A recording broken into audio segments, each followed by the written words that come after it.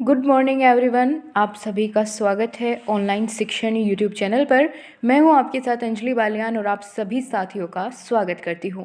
दोस्तों, आपका fourth semester का रिज़ल्ट आ गया है और रिज़ल्ट आने के बाद बहुत सारे बच्चों की कुछ क्वेरीज़ है जो बार बार आप लोग कमेंट बॉक्स में पूछ रहे हैं।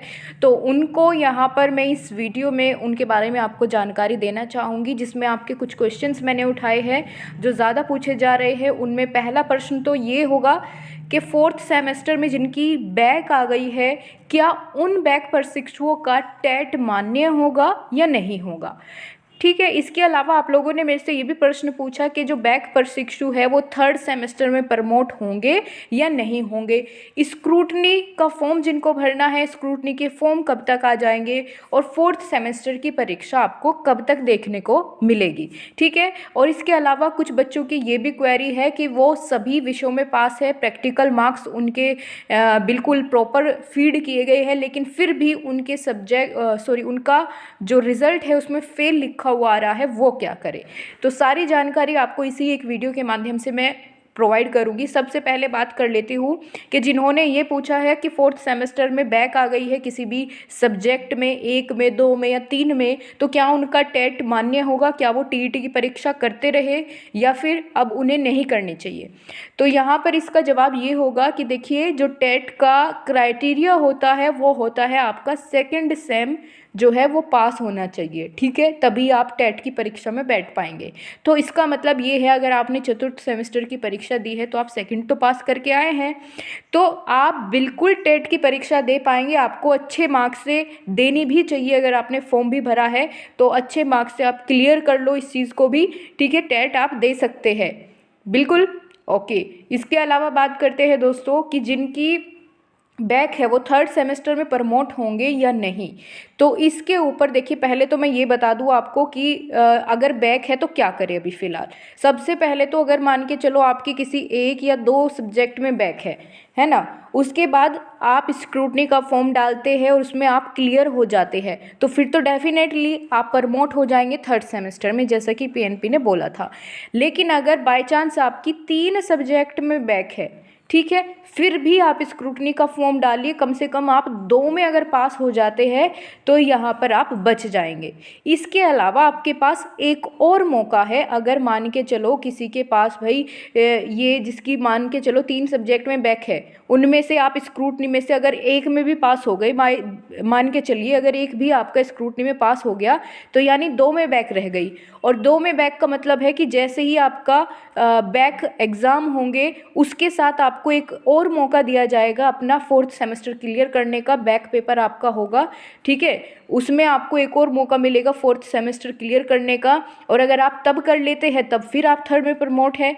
लेकिन अगर आप फिर भी नहीं हो पाते हैं, भाई ऐसा हो नहीं सकता, लेकिन फिर भी बाय चांस मान करके चलो, तो फिर बिल्कुल मुश्किल है प्रमोट होना थर्ड सेमेस्टर में। आपके पास अभी कई सारे मौके आप बिल्कुल कर सकते हैं। टेंशन मत लीजिए, बिल्कुल भी सही दिमाग से, ठंडे दिमाग से अपनी तसल्ली में डिसीजन लीजिए और आगे तैयारी शुरू करिए। जिस भी सब्जेक्ट में बैक है उसकी तैयारी अभी से शुरू कर दो अच्छे तरीके से। ठीक है। इसके अलावा दोस्तों, स्क्रूटनी के फॉर्म कब तक आएंगे, ये बात मैं आपको बता दूं कि पिछली बार भी जनवरी में रिजल्ट आया था बच्चों का और 2 फरवरी तक उनका स्क्रूटनी के फॉर्म भरवा लिए गए थे। तो ऐसा ही इस बार देखने को मिलेगा। आपकी लगभग 1 हफ्ते के अंदर अंदर ही आपके स्क्रूटनी के फॉर्म आ जाएंगे। तो तब आप स्क्रूटनी के लिए अप्लाई कर देना और साथ साथ अपनी तैयारी भी जारी रखना जिन सब्जेक्ट में बैक है। ठीक।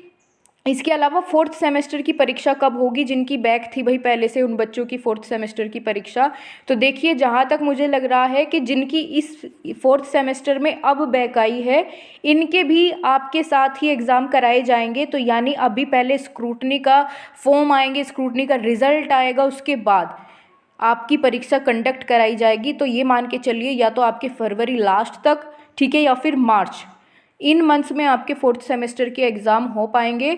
अगर इन्होंने पीएनपी ने यही करती है कि जिनकी अब बैक आई है उनको भी आपके साथ परीक्षा देने का मौका दे, क्योंकि बार बार तो कंडक्ट कराएगी नहीं, ऐसा ही होने वाला है, तो तब तक आपकी जाके परीक्षा हो पाएगी। ठीक है। तो आप अपनी अच्छे तरीके से, बढ़िया तरीके से तैयारी कर लो। आपकी सारी की सारी क्लासेस चैनल पर अवेलेबल है, थर्ड की भी, फोर्थ सेमेस्टर की भी। और जैसे ही अगर किसी को थर्ड सेमेस्टर की भी क्लासेस लेनी है तो वो भी कुछ हद तक अवेलेबल है, सारी तो मेरे ख्याल से नहीं है, लेकिन 4th का तो पूरा सिलेबस कंप्लीट करा दिया गया है। लिंक भी है कमेंट बॉक्स में, वहाँ से आप देख लो जिस सब्जेक्ट की आपको बैक है या कोई भी प्रॉब्लम है, ठीक है। और ये हो गई आज की ये सारी चीज़ें। इसके अलावा अगर कोई भी इसके अलावा, हाँ, जिन बच्चों का ये प्रॉब्लम थी कि भाई उनका वैसे तो वे पास है लेकिन रिज़ल्ट पर फेल लिखा हुआ आ रहा है, तो वो साइट की गड़बड़ी के अपलोड करने में थोड़ी सी मिस्टेक हो जाती है, तो आप थोड़ा सा एक तो वेट करिए, हो सकता है वो अपडेट कर लिया जाए, ठीक है। फिर अगर ऐसा नहीं होता है तो एक बार आपको करेक्शन कराने का मौका मिलेगा, तब आप उस चीज़ को क्या कर सकते हैं, ठीक करवा लेंगे।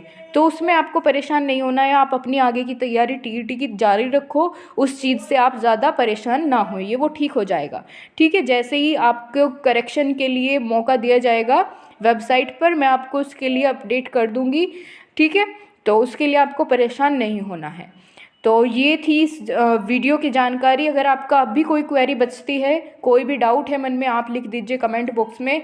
और बाकी परेशान नहीं होना है, ठीक है, हर प्रॉब्लम का सॉल्यूशन हो जाएगा, आपको परेशान नहीं होना है, ठीक है दोस्तों। चलिए, इसी के साथ आप सभी को धन्यवाद और फिर मिलेंगे आपसे, तब तक के लिए अपना ध्यान रखिए और स्वस्थ रहिए।